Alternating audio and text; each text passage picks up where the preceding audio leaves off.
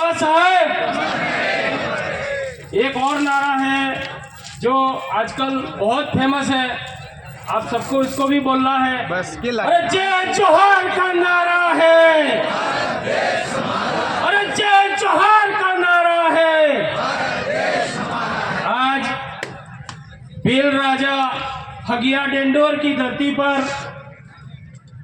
बाबा साहेब भीमराव अंबेडकर की 134वीं जन्म जयंती मनाने के लिए यहाँ उपस्थित सभी युवा माता बहनें और सबको मेरी ओर से जोहार, जय भीम। साथियों, हम लोग आज उस शख्सियत की जन्म जयंती मना रहे हैं जिनके लिखे एक ग्रंथ के साथ हजारों सालों से जो इन मनीवादी ताकतों ने अपने गफोड़े आंक रखे थे उसकी वाड़ियां उड़ गई और इस देश में जो अवतार लिए जाते थे वो अवतार उस संविधान की वजह से बंद हो गए। साथियों, शिक्षा में हम लोग वैज्ञानिकता की बात करते हैं, लेकिन शिक्षा में आजकल धर्म, पाखंड और अंधविश्वास घुस जाने की वजह से शिक्षा का बनता डार होकर रह गया है। आज न्यायपालिका में उस पाखंड और अंधविश्वास की बदौलत ऐसे लोग बैठे हैं जो समय समय पर ऐसे निर्णय देते हैं। अभी एक सुप्रीम कोर्ट में जजमेंट आया कि महिला का अगर नाड़ा तोड़ देते हो तो वो किसी अपराध की श्रेणी में नहीं आते हैं। ऐसे मानसिक गुलाम बैठे हुए हैं, वो जिसका कारण है कर्म और पाखंड। इस वजह से हमारे ये ऐसे निर्णय आते हैं। इसके लिए हम लोगों को जो शोषित, पिछड़े और वंचित लोग हैं उनको एक होने की जरूरत है। साथियों, संविधान में 2-3 चीजें जो मुख्यतः है, न्याय, बंधुता और समानता। क्या हम लोग हमारे समाज के साथ में ही ये व्यवस्था करते हैं? हम लोग सबसे ज्यादा अगर प्रताड़ित हुए हैं तो छुआछूत के कारण प्रताड़ित हुए हैं, लेकिन आज देखते हैं हमारा जो शिक्षित वर्ग है वो हमारे जो अशिक्षित है उसके साथ छुआछूत का व्यवहार करता है। क्या ये उचित है? हम लोगों को ये व्यवस्था बदलनी चाहिए। अगर हम लोग एकता की बात करते हैं तो हमारे लोगों को ऐसी व्यवस्था को लात मारनी पड़ेगी, तो ही हम लोग एक हो पाएंगे।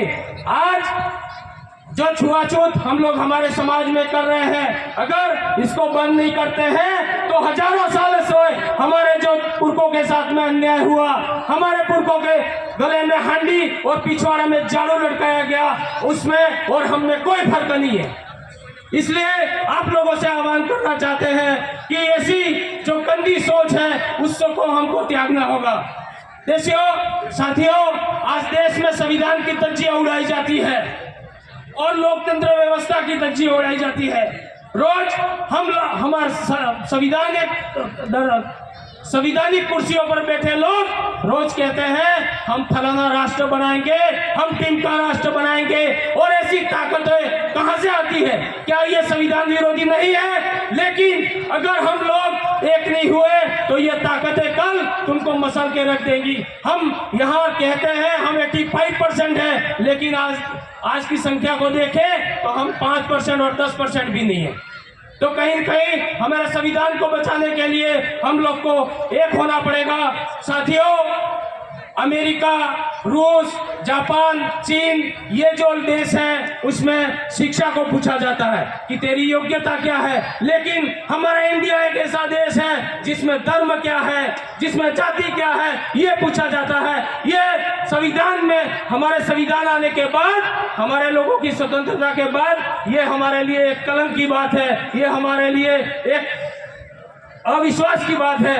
और दोस्तों, जो ये लोग आज संविधान को जला रहे हैं, हमारे लोगों को गोलियों से उतार रहे हैं, ये लोग न तो संविधान से डरते हैं, न सरकार से डरते हैं, न कानून से डरते हैं, न कोर्ट से डरते हैं। ये लोग मात्र जनमत से डरते हैं। इसलिए हम लोगों को दलित, शोषित, पिछड़े वर्गों को एक होकर जनमत तैयार करना होगा, तभी जाके हम लोग सफल होंगे, वरना एक दिन हमारा संविधान ये लोग खत्म कर देंगे। और इनडायरेक्टली इन लोगों ने संविधान को धीरे धीरे खत्म करना शुरू कर दिया है। अगर हम लोग आज भी चुप रहे, हम लोग आज भी ऐसी परिस्थितियों के से नहीं लड़े और आज भी घरों में बैठे रहे, तो आने वाले जल्द संविधान खत्म हो जाएगा और हम लोग वापिस उसी दशा में चले जाएंगे जो पहले हमारे पुरखों के साथ में हुआ।